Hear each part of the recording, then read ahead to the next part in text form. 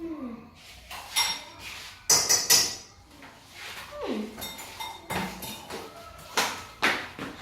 Oh no! What's happened in this kitchen? What are you doing, Aunt?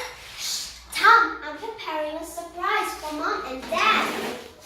Anyways, what are you making? I'm making tomato pasta. Wow, how do you make it? First, boil water in a pot and put pasta noodles in it. Here's the pasta noodles. Oh, Tom. Oh, I'm so sorry. Let me clean it up. Phew, what's next? Oh, I need to slice mushroom, onions, and broccoli into small pieces. And you should be careful with the knife. Thanks for your concern, but I can't focus on it if you keep walking around in the kitchen. Please stop, please. Thank you so much.